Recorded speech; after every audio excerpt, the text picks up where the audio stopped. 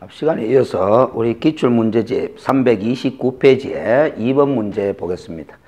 공인중개사 법령상 법인이 중개사무소를 개설하려는 경우, 하여는 오타네요. 하려는 경우 그 등록 기준의 내용으로 옳은 것을 모두 고른 것은 이런데, 결국 법인의 사무소 개설 등록 기준을 물어보는 의도입니다. 근데 관료안에 다른 법률의 규정에 따라 중개업을 할 수 있는 경우는 제외함 이렇게 표시를 해둔 것은 우리가 소위 강학상 특수법인이라고 지칭하는 사람을 제외하고 판단하라는 거죠.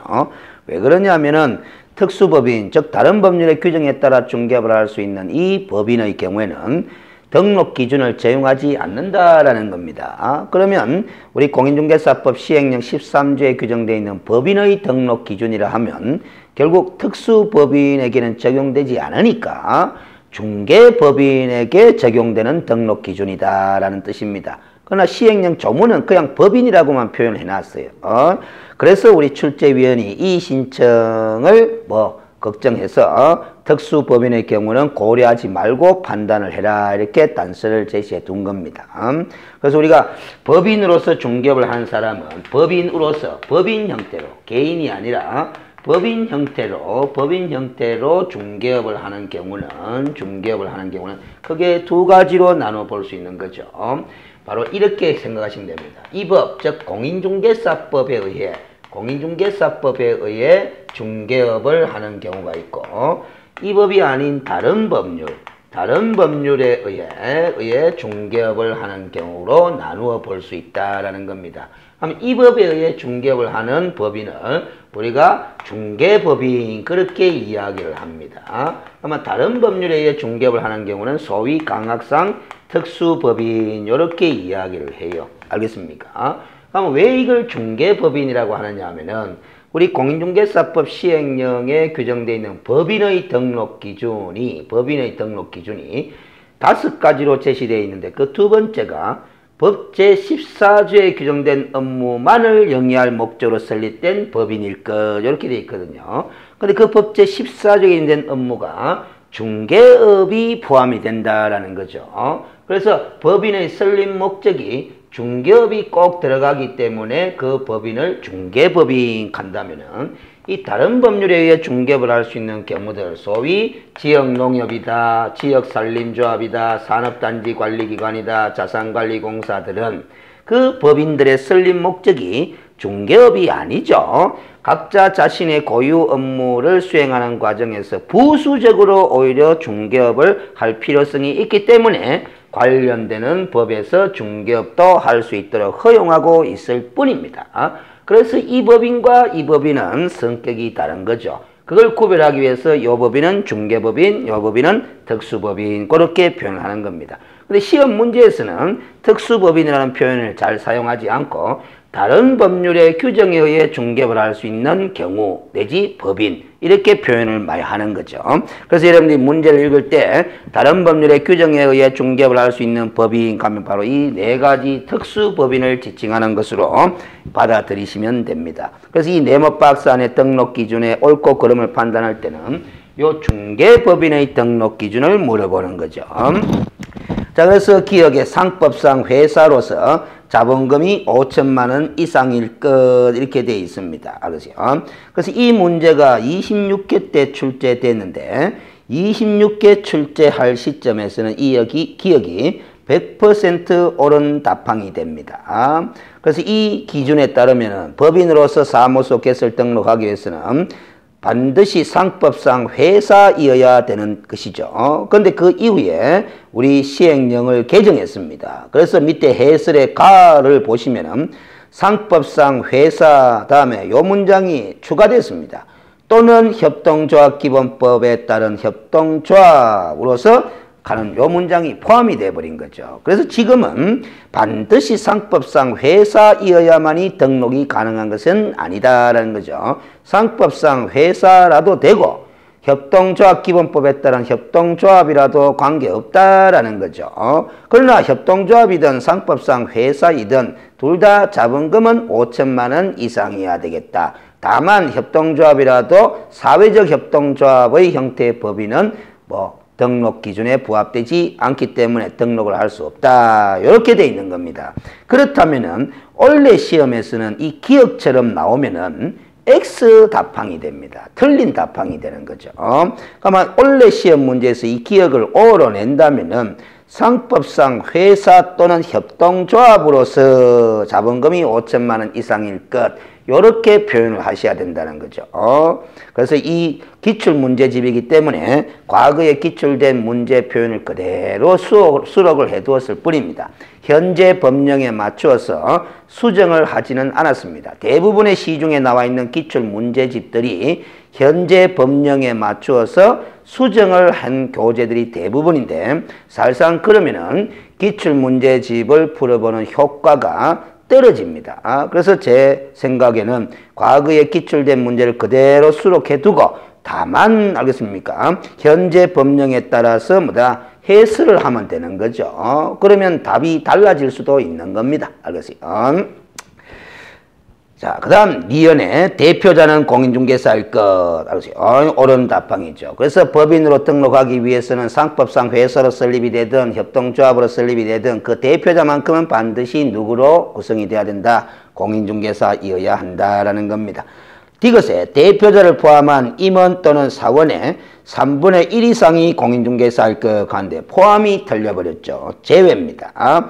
대표자를 제외한 나머지 사원 또는 임원의 3분의 1 이상이 공인중개사이기만 하면 등록 기준에 부합되는 거죠. 그래서 틀린 답항이 되고, 리얼에 법인의 대표자 그리고 임원 또는 사원의 3분의 1 이상이 실무교육을 받을 것 한데 전원이 실무교육을 받아야 됩니다. 이 전원인데 3분의 1 이상이라고 표현을 바꿔놓은 거죠. 그거는 3분의 1 이상이라 하는 것도 우리 수험생들은 기억을 하고 있겠죠. 그러나 그 3분의 1 이상의 요건이라는 것은 공인중개사 자격 요건이 3분의 1 이상이지 실무교육의 이수 요건이 3분의 1 이상은 아닌 거죠. 그래서 틀린 지문이 되는 겁니다. 그래서 항상 이런 출제 스타일을 보면은 우리 수험생들은 어떤 방식으로 공부를 해야 되느냐 하면은 이 내용이나 이 표현이 어디서 들어봤다라는 정도까지만 공부를 해서는 안 됩니다. 들어본 걸 기억을 떠올리는 건 좋은데 어디서 어떤 주제를 공부할 때 나오는 내용이다 하는 걸 정확하게 판단할 수 있도록까지 공부를 하셔야 됩니다. 어디서 들어본 거다 하더라도 그것이 엉뚱한 데서 제시가 되면 틀리게 되는 거죠. 이런 식의 출제 스타일이 많습니다. 그래서 여러분들이 모의고사 같은 거를 치다 보시면은 문제를 보면은 다 어디서 공부한 것 같은데 답은 맞춰보면 다 틀려버리는 거죠. 그거는 자기가 공부한 지식이 어떤 주제에 어떤 내용을 공부할 때마다 나오는 내용이다 하는 걸 정확하게 판단할 수 있도록 하셔야 된다라는 거죠. 그래서 저는 오프라인에서 강의를 할 때 가급적 수험생들이 암기하는 사항, 기억하는 사항이 있다고 한다면은 그 암기하는 것을 암기한 다음에 제목을 갖다 붙이는 습관을 들여라 이렇게 요구를 합니다. 암기만 해놓고 그 암기한 내용에 제목을 안 갖다 붙이면은 이게 무슨 내용으로 암기한 것인지 나중에 제대로 판단이 안 된다라는 거죠. 자, 그다음 그래서 원래 시험은 요 문제 그대로 나오게 되면은 옳은 것을 모두 골라라 하게 되면은 니은밖에 없는 겁니다. 기억도 결국 틀린 답항이 되니까. 알겠어요?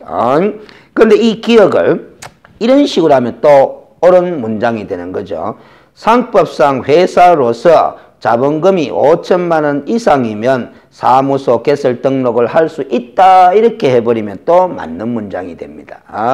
상법상 회사로 자본금 5천만 원 이상의 법인도 등록이 가능하니까. 그러면 협동조합으로서 자본금 5천만 원 이상의 법인도 등록할 수 있다 해도 O가 되는 거죠. 근데 이 문장대로라면은 등록하기 위해서는 반드시 상법상 회사라야 된다라는 뜻이 되니까 틀린 답방이 되는 겁니다. 그래서 과거 이 문제가 출제될 당시에 답은 2번으로 처리하는 것이 옳겠지만은 현재 법령하에서 그대로 출제가 된다면은 답이 없는 케이스가 됩니다. 니은만 옳은 지문이 되는 거죠. 그 다음 3번 문제로 가겠습니다. 공인중개사 법령상 법인이 중개사무소 개설 등록하려는 경우 이에 관한 설명으로 옳은 것을 모두 고른 것은 마찬가지 다른 법률에 의해 중개를 할 수 있는 법인은 제외함이라고 조건을 제시했죠. 방금 풀어봤던 2번 문제와 출제 유형이나 출제 의도가 다 똑같은 문제입니다. 자, 네오박스 기억을 보겠습니다. 중개업 및 주택의 분양 대행업을 영위할 목적으로 설립된 법인은 개설 등록을 신청할 수 있다 해놨죠. 즉 등록 기준에 부합된다라는 뜻이 됩니다. 옳은 답방이죠. 우리가 법인의 등록 기준은 법인의 등록 기준은 요 중개 법인의 등록 기준은 5가지로 시행령에서 규정이 되어 있는데 알았어요. 요 2호에 보면은 법 제14조에 규정된 업무만 영위할 목적으로 설립된 법인이어야 되거든요. 그러면 이 법 제14조를 가보면은 알았어요. 중개업 플러스 6가지 종류의 업무가 제시되어 있습니다. 그 6가지 중에는 상업용 건축물 및 주택의 분양 대행 업무도 들어가 있거든. 그래서 중개업과 상업용 건축물 및 주택의 분양 대행업을 영위할 목적으로 설립된 법인이니까 등록 기준에 부합되는 거죠. 그래서 기억도 옳은 답방이 됩니다. 니은에 자본금 5천만 원 이상의 유한책임 회사도 등록을 신청할 수 있죠. 합자 회사도 관계없고 한명 회사도 관계없고 유한회사도 관계없고 주식회사도 관계없고 협동조합기본법에 따른 협동조합도 관계없습니다. 다만 사회적 협동조합만 안 된다는 것뿐이지. 니은도 옵니다.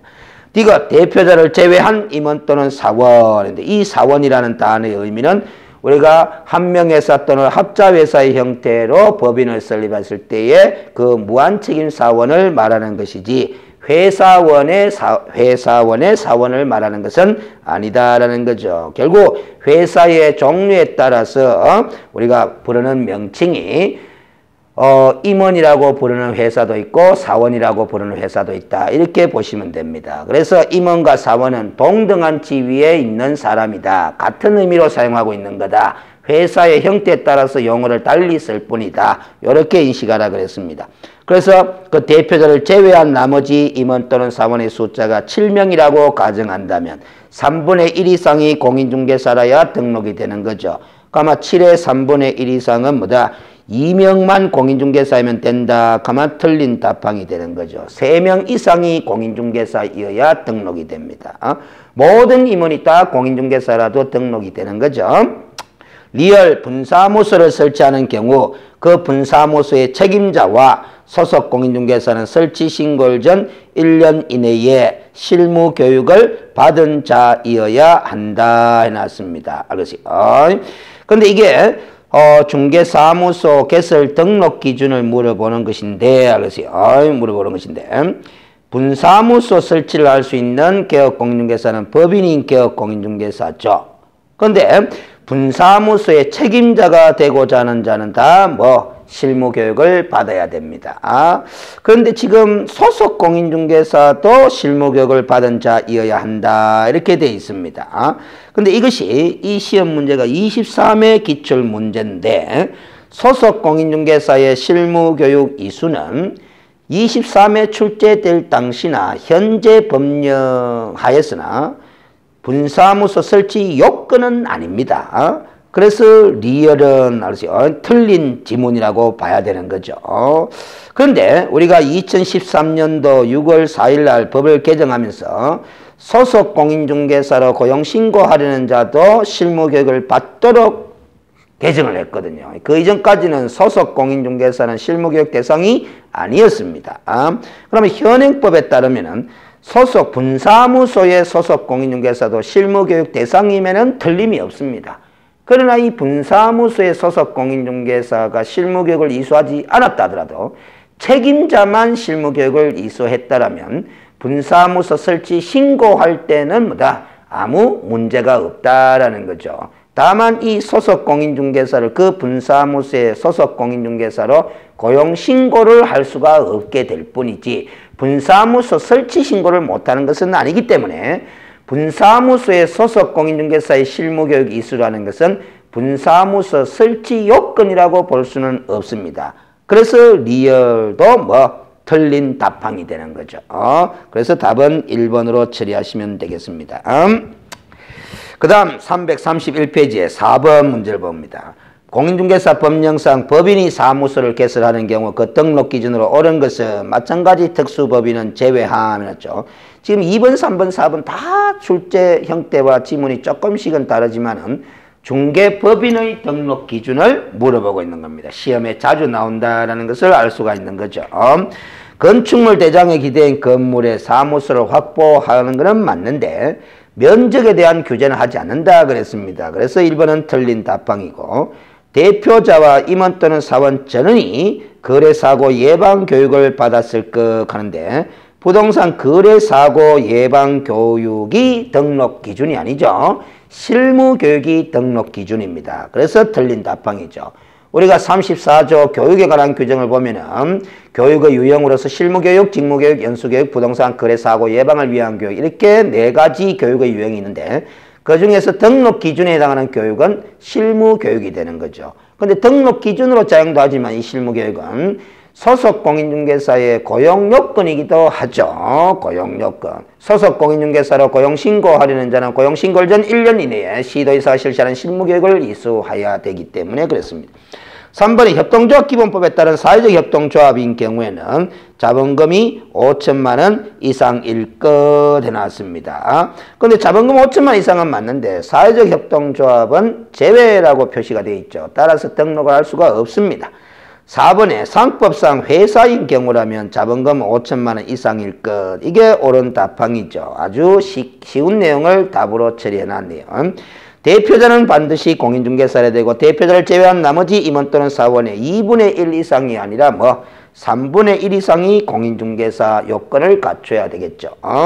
5번 문제로 갑니다. 사무소 개설 등록에 관한 설명으로 틀린 것은 해놨는데 1번에 사기죄로 징역 2년형을 선고받고 그 형의 집행이 3년간 유예됐다. 유예기간은 3년이죠. 집행유예기간은. 그 유예기간이 종료된 공인중개사라고 했습니다. 유예기간이 경과되지 아니한 자는 10조의 등록의 결격사유로서 등록할 수 없겠지만은 유예기간이 종료됐다라고 표현했기 때문에 결격사유에 해당되는 자가 아니죠. 따라서 등록이 가능합니다. 옳은 답항이죠. 2번 배임죄로 징역 2년의 실형을 선고받고 그 집행이 종료된 날로부터 2년이 경과된 공인중개사는 사무소 개설 등록을 할 수 있다 했는데 집행 종료일로부터 3년이 지나야 되죠. 3년이 지나면 결격사유에서 벗어나는데 2년이 경과된 공인중개사이기 때문에 결격자유에 해당하는 자입니다. 따라서 등록할 수 없다라는 거죠. 2번이 틀린 답항이죠. 3번의 등록관청은 이중으로 등록된 중개사무소의 개설 등록을 취소해야 된다. 이 문장도 위반 시에 제재를 끼워 넣기 식으로 집어넣은 거죠. 이중 등록 규정을 위반하게 되면 절대적 등록 취소 사유입니다. 그래서 등록을 취소할 수 있다가 아니라 해야 한다 하니까 옳은 답항이 되는 거죠. 개업공인중개사인 법인이 해산한 경우에는 이 개업공인중개사인 법인의 해산도 절대적 등록 취소 사유죠. 따라서 등록을 취소해야 한다. 옳은 답변입니다. 개인은 사망, 법인은 해산이라는 표현을 쓰고 개인인 개업공인중개사의 사망이나 법인인 개업공인중개사의 해산은 절대적 등록 취소 사유입니다. 5번에 등록관청은 등록증을 교부한 경우에 그 등록에 관한 사항을 다음 달 10일까지 협회에 통보하는 사항이죠. 옳은 답항입니다. 그래서 우리 공인중개사법 시행령 14조 규정에 따르면 등록관청이 다음 달 10일까지 협회에 통보하는 사항이 총 6가지 항목인데 그 6가지 항목 중에 한 가지가 바로 등록증 교부에 관한 사항이다라는 소리죠. 옳은 답항입니다. 그래서 틀린 것은 2번이 되겠네요. 그래서 이 문제는 법 제10조의 등록의 결격사유 12가지를 제대로 소화시키고 있으면 답은 확인이 되겠습니다. 그 다음 6번 문제. 공인중개사 법령상 사무소 개설 등록에 관한 설명으로 틀린 것은 했는데 마찬가지 특수법인의 경우는 제외하고서 판단해라. 1번 법인이 그러면 이 중개법인인 거죠. 중개사무소를 개설 등록하기 위해서는 등록 기준으로서 상법상 회사이면서 자본금 5천만 원 이상이어야 한다 하는데 이 문제가 출제될 당시에는 옳은 답항이겠지만 지금은 틀린 답항이 되는 거죠. 왜 그러냐면은 상법상 회사이면서인데 협동조합도 자본금 5천만 원 이상이면 등록이 가능하니까 틀린 답항이 되는 겁니다. 2번에 공인중개사 또는 법인이 아닌 자는 중개사무소 개설 등록을 신청할 수 없도록 제한을 해놓고 있죠. 법제 구조 2항을 그대로 옮겨놓은 지문입니다. 근데 아무리 공인중개사라도 소속 공인중개사는 등록 신청할 수 없다라는 소리죠. 제외해놨다. 그럼 왜 그러냐면 12조 2항에 이중소속을 금지하는 규정 때문에 그런 겁니다. 그래서 이 규정에 따라서 중개사무소 개설 등록을 신청할 수 있는 자는 두 사람뿐이죠. 공인중개사와 법인뿐이다라는 겁니다. 3번 개업공인중개사는 다른 개업공인중개사의 소속 공인중개사 중개보존이 될 수 없다. 즉 이중소속을 할 수 없다라는 거죠. 12조 2항을 물어보는 지문입니다. 4번에 폐업신고 후 1년 이내에 사무소 개설 등록을 다시 신청하려는 공인중개사는 업무의 연속성이 인정되기 때문에 실무 교육이 면제되는 거죠. 그래서 받지 않아도 된다. 가마 옳은 답항이죠. 등록관청이 중개사무소 등록증을 교부한 때는 그 사실을 다음 달 10일까지 공인중개사 협회에 통보하는 것으로 방금 5번 문제에서 처리를 했었죠. 국토교통부 장관에게 했기 때문에 틀린 지문이 되는 겁니다. 자, 그 다음 333페이지 7번 중개사무소 개설 등록에 관한 설명으로 옳은 것은 1. 개설 등록을 신청받은 등록관청은 그 인가 여부를 신청일로부터 즉 그 등록 여부를 신청일로부터 14일 이내에 신청인에게 통보해야 된다 했는데 14일이 아니라 7일 이내가 되는 거죠. 이 지문은 인가 여부 하는 단어에서 틀렸다라고 보기보다는 14일 이내라는 표현에서 확실히 틀렸다라고 판단하는 것이 옳습니다. 우리 법에서는 등록 여부를 14일 이내에 판단하도록 되어 있지만 그 등록이라는 것은 법률상 표현이고 학문상으로는 허가의 성격을 띤 행정행위라고 하지만 인가냐 등록이냐 허가냐 하는 것은 법률상으로는 다양한 표현을 구사할 수 있지만 학문상 의미가 다 동일한 취지라면은 인가라고 표현해도 관계가 없거든요. 그래서 이 지문은 인가 여부라는 표현 때문에 틀렸다라고 보기보다는 14일 이내라는 숫자 때문에 틀린 것으로 보시면 되겠습니다. 2번에 광역시장은 개설 등록을 한 자에 대하여 법령에 따라 등록증을 교부해야 된다 하는데 등록증의 교부 주체는 등록관청이죠. 광역시장이 등록관청은 아니죠. 등록관청은 중개사무소 소재지를 관할하는 시장, 군수, 구청장이다. 그렇게 이야기를 했습니다. 그래서 그때의 시장은 구가 설치되지 아니한 시장을 말한다 그랬죠. 3번 법인인 개업공인중개사가 주택 분양을 대행하는 경우 대행할 수 있죠. 14조에 규정된 업무를 법인은 할 수 있으니까. 그 14조 개업 업무는 6가지가 되는 거죠. 그 6가지에는 상업용 건축물 및 주택의 분양 대행 업무도 포함이 되어 있죠. 그러면은 겸업제한 위반이 아닙니다. 따라서 겸업제한 위반을 이유로 그 등록이 취소될 수 있다 하면 틀린 답항이 되는 거죠. 그래서 이 6가지 업무 이외에 다른 업무를 중개법인이 겸업을 하게 되면 14조 겸업제한 규정 위반으로서 상대적 등록 취소 사유입니다. 4번에 소속 공인중개사는 중개사무소를 두려는 지역을 관할하는 등록관청에 개설 등록을 신청할 수 없다라는 거죠. 옳은 답항이죠. 왜? 방금 우리가 6번 문제에서 2번 지문을 보면은 소속 공인중개사 제외라는 괄호가 있죠. 그래서 이 소속 공인중개사는 공인중개사라도 등록 신청할 수 없다라는 뜻이잖아요. 왜냐하면 이중소속 금지 규정 때문에 그렇다라는 겁니다. 그래서 4번이 옳은 답항이 되죠. 5번 A광역시 갑구에 주된 사무소 소재지를 둔 법인인 개업 공인중개사는 A광역시 을구에 분사무소를 둘 수 없다 해놨습니다. 우리가 주된 사무소 소재지를 관할하는 시군구를 제외한 나머지 시군구별로 다 한 개소씩 분사무소를 둘 수 있죠. 그러면은 주된 사무소가 있는 갑구에만 분사무소를 둘 수 없지 같은 A광역시 내에 다른 구인 을구에다가는 분사무소를 둘 수 있는 겁니다. 그래서 5번이 틀린 답항이 됩니다. 우리가 광역시, 특별시, 광역시 도별로 분사무소를 설치할 수 있는 것이 아니라 시군구 단위별로 분사무소를 설치할 수 있는 거죠. 다만 주된 사무소가 소재하는 시군구 내에는 분사무소를 설치할 수 없을 뿐입니다. 그 다음 뒷페이지에 8번 문제를 보겠습니다. 공인중개사 법령상 중개사무소 개설 등록에 관한 설명으로 옳은 것은 이런데 마찬가지 특수법인은 제외하고서 판단해라 라는 거죠. 그래서 이런 거 쭉 보면은 우리 공인중개사 법령 과목의 시험 문제 중에 특수법인에 관해서 묻는 문제는 자주 출제되지를 않습니다. 그래서 다른 법률의 규정에 따라 중개업을 할 수 있는 소위 특수법인, 농협이나 산림조합, 산업단지관리기관, 자산관리공사에 관한 내용을 시험 문제를 구성하는 사례는 높지는 않아요. 그러나 어쩌다가 한 번씩 지문으로 끼워 넣기 식으로 활용하는 정도는 있으니까 학습을 하지 않을 수가 없습니다. 1번 공인중개사가 개설 등록을 신청하려는 경우 무슨 교육을 받아야 된다? 연수교육이 아니라 실무교육이 되는 거죠.